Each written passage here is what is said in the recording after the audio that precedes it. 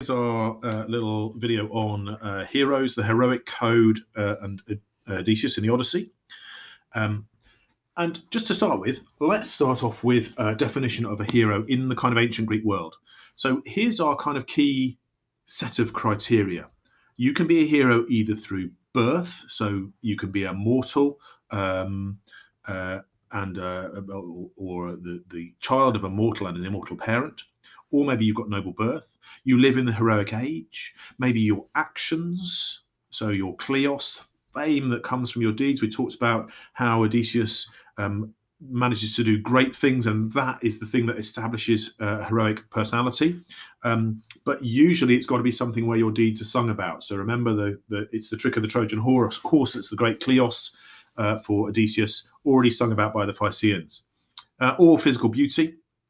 And remember that the help of the gods is the thing that proves heroism rather than disproves it. So it's not weak to be helped by the gods. It actually shows you're a hero. Now, Morrison talks interestingly about Homeric society, I think, and talking about how it's actually shame culture rather than a guilt culture. So it's not an internal thing. You're not driven by your own guilt about things. You're driven by the fact that other people might judge you for your behavior. So he writes, in the Iliad and Odyssey, public actions weigh more heavily than inner feelings. So you're really driven by a worry about what other people will think, not from your own inner motivation. So in this analysis, I think this is really interesting. Iliadic heroism won't work in the Odyssey because in this new world that Odysseus is now occupying, things like the trick of the Trojan horse, they're not going to work. He needs a new type of heroism. And it's got to be a kind of a grubby sort of thing. Trickery, not always associated with heroism, is one of Odysseus' great strengths, is what Morrison writes. So here's the down in the bottom corner, the Polytropos, the man of tricks and turns. This is the kind of hero Odysseus has to become. The Trojan horse wasn't charging up to the gates of Troy and battering through with great military power. It was something dubious and underhand, and that's the kind of hero we've got now. Unusual for the world of the Iliad. So that's your hero. Now, what kind of hero is Odysseus? Well, Peter Jones, in his introduction to Rieux's translation, which we've read, he says this: there are three common responses to the hero of the Odyssey. First, he is the real hero husband whose eyes are fixed on one goal only: return home. So there you are. That's one type of hero. He's just trying to get home. Second, the eternal wanderer. So basically, he just wants to go around getting knowledge, experience. That's all he's interested in. Or thirdly, there's a kind of anti-hero. So basically, Odysseus just wants to get stuff for himself. So he's constantly using disguise and deceit in order to get the really disreputable stuff. Now, this is how classical Greeks and Romans tended to see Odysseus. So we've got those three things. He's the hero going home. He's just a wanderer who likes knowledge, or he's an anti-hero.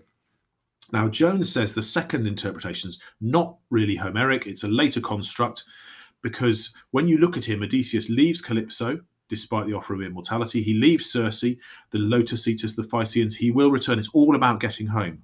So it's not the second.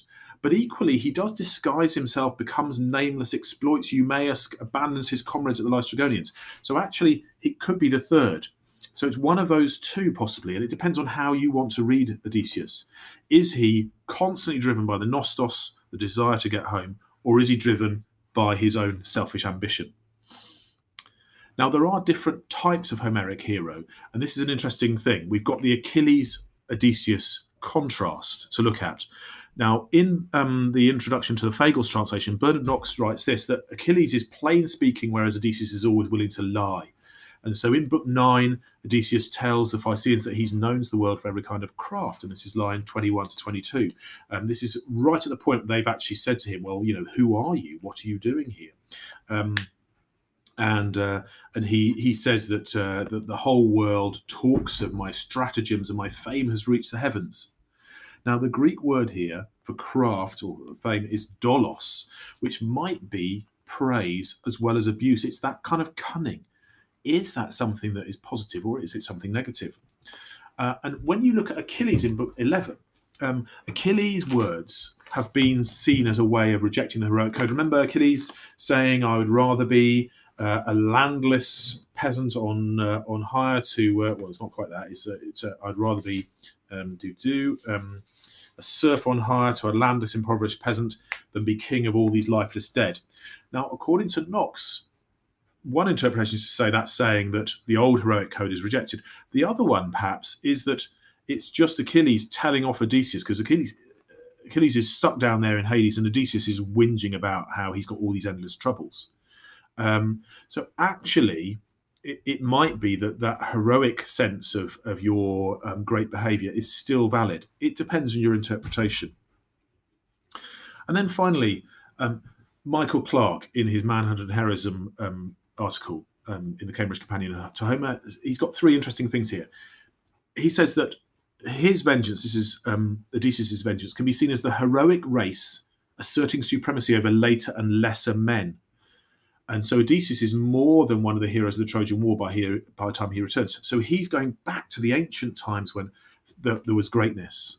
In addition, he's been stripped away to the barest level of humanity. And so now his return is a symbolic rebirth. Remember that Deuteropotmos experience of coming to the Phaeacians. And then thirdly, when he enters the palace in disguise, he's got to use his own resourcefulness. And that's what he uses. Upon slaughtering the suitors, that act brings the heroic self back again. So actually, it's been two types of heroism. The great heroism of killing an identity only is restored through that act. So there are your ideas about heroism and the heroic code. Which you think Odysseus is? Is he a trickster? Is he, in fact, as we were looking at back here, a wanderer? Or is he an anti-hero? Is up to you. But it's a collection of ideas there that you could perhaps use for your scholars.